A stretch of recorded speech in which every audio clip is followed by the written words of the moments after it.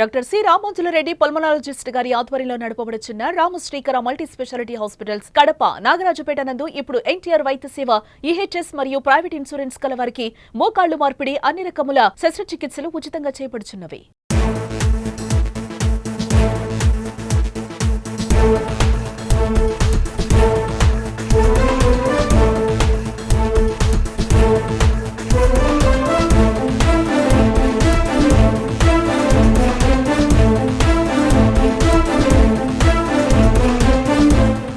గ్రామాల్లో ఏవైనా ప్రజలకు మనస్పర్ధలు ఏర్పడినప్పుడు, స్థల వివాదాలు నెలకొన్నప్పుడు గ్రామ పెద్దలుగా ఉన్నటువంటి వారు ఇద్దరికి సర్ది చెప్పి సమన్వయం చేయాల్సి ఉంటది. అయితే ఇప్పుడు గ్రామాల్లో ఏ చిన్న సమస్య జరిగినా అందులో రాజకీయాలు చొరబడుతున్నాయి, వర్గాలు చొరబడుతున్నాయి.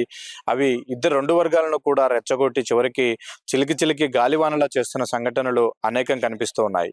కడప జిల్లాలో వీటిని ముఠా కక్షలు అని అంటారు. ఇప్పుడు అలాంటి సంఘటనే ఒకటి జరిగింది. కలసపాడు మండలం కొండపేట గ్రామానికి చెందినటువంటి పాలకొండు నారాయణ రెడ్డి 35 సెంట్లు స్థలము కొన్ని ఏళ్ల క్రితము అదే గ్రామానికి చెందినటువంటి మరో వ్యక్తి దగ్గర కొనుగోలు చేశారు. ఫెన్సింగ్ వేసుకుని చుట్టూ వీళ్ళే దాంట్లో ఎంజాయ్మెంట్ లో కూడా ఉన్నారు. అయితే ఇప్పుడు ప్రభుత్వం మారడంతో వీళ్ళు గత ప్రభుత్వానికి సానుభూతి పరులుగా ఉన్నారన్న ఉద్దేశంతో నారాయణ రెడ్డి కుటుంబం పైన మూకుమ్మడిగా దాడి చేసే ప్రయత్నం చేశారు వ్యతిరేక వర్గం. అదే గ్రామానికి చెందినటువంటి పాలకొండు వెంకటరెడ్డి, పక్క ఊర్లో ఉన్నటువంటి అల్లపాడుకు చెందినటువంటి దామిరెడ్డి బ్రహ్మానందరెడ్డి వాళ్ళ తమ్ముడు ఈశ్వర్ రెడ్డితో కలిసి దాడికి వచ్చారు. ఈ దాడికి అదే కొండపేట గ్రామానికి చెందినటువంటి బాల వెంకటరెడ్డితో పాటు వెంకటేశ్వర రెడ్డి, వెంకట కృష్ణారెడ్డి కూడా సపోర్ట్ చేసిన పరిస్థితి. అయితే వీళ్ళందరూ కూడా మూకుమ్మడిగా నారాయణ రెడ్డి ఫ్యామిలీ పైకి దాడికి రావడంతో వాళ్ళకు తీవ్ర గాయాలయ్యాయి. నారాయణ రెడ్డి భార్యతో పాటు ఆయన మరదలకు కూడా గాయాలు కావడంతో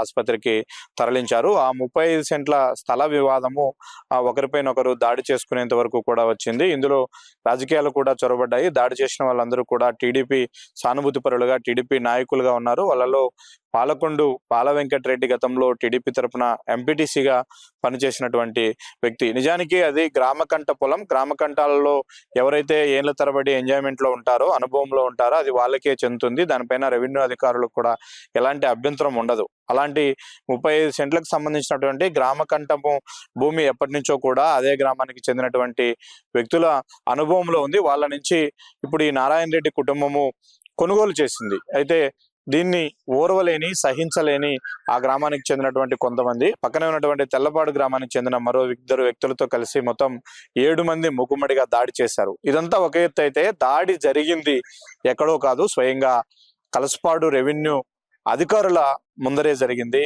అక్కడికి సర్వే పేరుతో సర్వేయరు, అలాగే ఆర్ఐ, విఆర్ఓ, స్థానిక ఎంఆర్ఓ కార్యాలయం నుంచి వచ్చారు. వాళ్ళు సంఘటనా స్థలంలో సర్వే చేసే ప్రయత్నంలోనే ఇరు వర్గాల మధ్య దాడి జరిగింది. ఒక్కసారిగా కర్రలు, గొడ్డలు, రాళ్లతో పాలకొండు వెంకటరెడ్డి వర్గము నారాయణ రెడ్డి కుటుంబం పైన విరుచుకుపడ్డారు, దాడి చేశారు. అయితే వీళ్ళ వైపున అందరూ కూడా మహిళలు ఉండడంతో వాళ్ళపైన విచక్షణ రహితంగా దాడి చేసిన పరిస్థితి కనిపిస్తుంది. వాళ్ళు ప్రస్తుతం పోరుమామిళ్ళ ప్రభుత్వ ఆసుపత్రిలో చికిత్స పొందుతూ ఉన్నారు.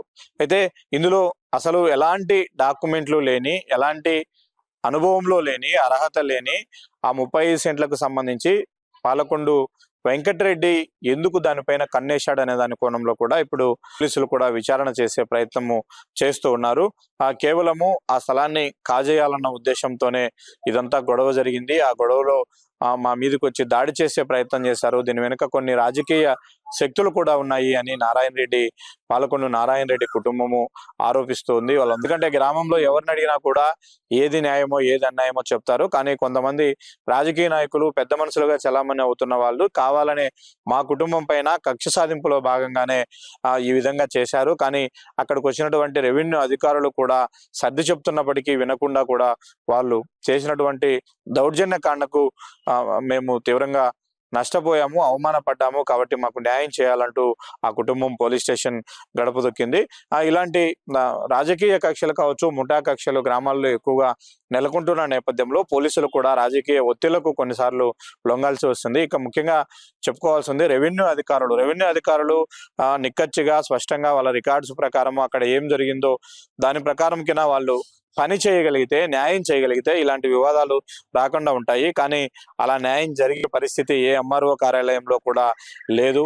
అక్కడ ఆక్రమించుకున్న వాడిదే భూమి అన్నట్లు, దౌర్జన్యం చేసేవాడిదే భూమి అన్నట్లు, లేదంటే రెవెన్యూ వాళ్ళకు ముడుపులు సమర్పించుకునే వాళ్ళదే భూమి అన్నట్లుగా రెవెన్యూ అధికారుల వ్యవహారం కనిపిస్తుంది.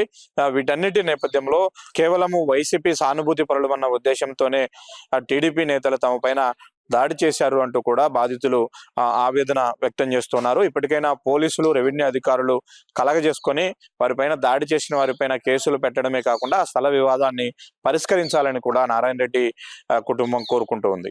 కడప జిల్లా కలసపాడు మండలం కొండపేట గ్రామ నివాసి అయిన పాలకునుండి చెన్నమ్మ గారి నారాయణ రెడ్డి, ఈరమ్మ దంపతులు కలిసి ఈ గ్రామ నివాసి అయిన లక్ష్లే రామిరెడ్డి దగ్గర 5 సంవత్సరాల క్రితము 35 సెంట్ల భూమిని విక్రయం చేసుకున్నాడు.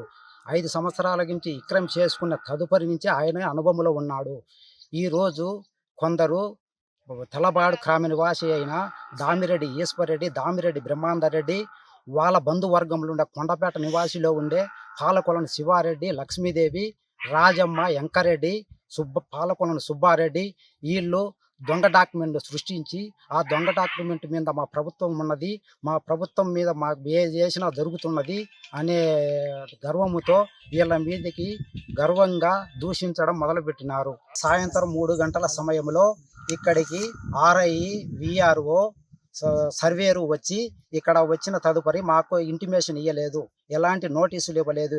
ఇక్కడికి వచ్చిన ఆర్ఐ సార్ గారిని పాలకులని వీరమ్మ, నారాయణ రెడ్డి అడిగిన వెంటనే వాళ్ళు ఇక్కడ కొలుసుకొని ఇది ఎంత విస్తీర్ణం అనేది కొలుసుకొని పోతామని చెప్పినారు. ఇక్కడ వాళ్ళు కొలుసుకోకుండా చుట్టూ ఆక్రమణలో ఉండే రాళ్ళను తయారు చేయడానికి మొదలుపెట్టినారు. వీళ్ళు కుటుంబ సభ్యులు పోయి ఆ రాళ్ళు ఏంటికి బేస్తాండావమ్మా, విస్తీర్ణం ఎంత విస్తీర్ణం ఉండదు కదా కొలుసుకోవాల్సింది అనే టైంలో ముక్కుమ్మడిగా దాడి చేసి కొట్టడము, తిట్టడము, గడ్డపారలతో ఊదడము ముక్కుమ్మడిగా జరిగినది. ప్రత్యక్ష సాక్షిగా ఇక్కడే ఉన్నాను. అప్పుడు ఆర్ఐ కానీ అమ్మ ఆ ఘర్షణను ఆపుమా అన్నా కానీ ఆమె ఎలాంటి స్పందన లేదు. అప్పుడు వీళ్ళందరూ కలిసి ఈ కొండపేట నివాసులు ఉండే టీడీపీ నాయకులు, తెల్లబాడులో ఉండే దామిరెడ్డి ఈశ్వరరెడ్డి, బ్రహ్మానందరెడ్డి వీళ్ళందరూ కలిసి మమ్మల్ని ఏకదాడిగా ముక్కుముడిగా దాడి చేసి గుద్దడం, తిట్టడము, వాళ్ళ కూతురు కూడా సురవ తప్పి పడిపోయినది. తెల్లవాటి నుంచి వచ్చి బ్రహ్మానందరెడ్డి, ఈశ్వరరెడ్డి వాళ్ళకు అవసరం లేని ఇది వచ్చి మా ఇంటి ఈ కలంలోకి వచ్చి మమ్మల్ని దాడి చేసిండ్రు. గడ్డపారలు, పారలు తీసుకొని ఎవరు లేని సమయమున